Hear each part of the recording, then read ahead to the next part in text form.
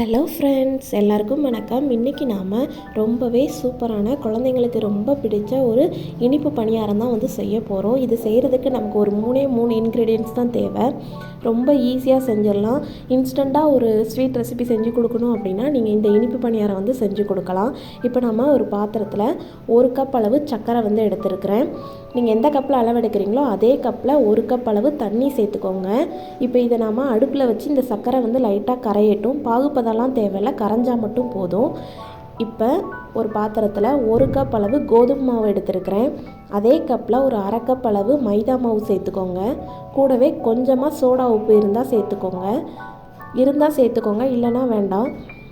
இப்போ நம்ம சர்க்கரையும் நல்லா கரைஞ்சி வந்துடுச்சு பாருங்கள். பகுப்பதம் தேவையில்லை, கரைஞ்சால் மட்டும் போதும். இப்போ இதை நாம் ஃபில்ட்ரு பண்ணி இதில் சேர்த்துடலாம்.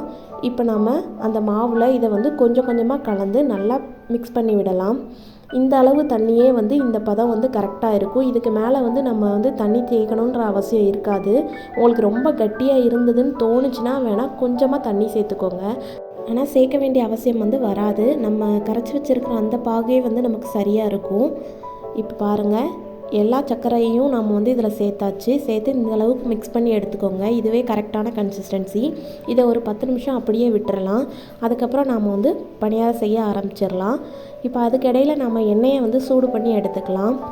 இப்போ எண்ணெய் நல்லா சூடாக இருக்கணும். மிதமான தீயில் வச்சு தான் நாம் இந்த பணியாரம் செய்யணும். ஏன்னா சர்க்கரை சேர்த்துருக்கோம், சீக்கிரமாக பணியாரம் கருகிடும். அதனால் ரொம்ப மிதமான தீயில் வச்சு தான் நாம் செய்யணும். எண்ணெய் சூடானதுக்கப்புறமா நம்ம ஒரு கரண்டியில் இந்த மாதிரி எடுத்து ஊற்றலாம். பாருங்கள், நம்ம ஊற்றின உடனே அது எப்படி நல்லா ஃப்ளஃபியாக வருதுன்னு. ரொம்ப சாஃப்டாக இருக்கும், டேஸ்ட்டும் சூப்பராக இருக்கும்.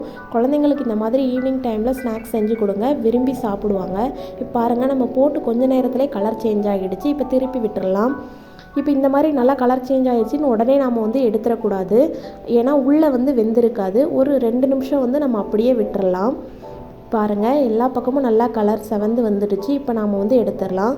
இதே மாதிரி எல்லா மாவையும் நாம் ஊற்றி பணியாரம் செஞ்சிடலாம். நம்மளோட சூப்பரான ஸ்வீட் பணியாரம் ரெடி ஆகிடுச்சு.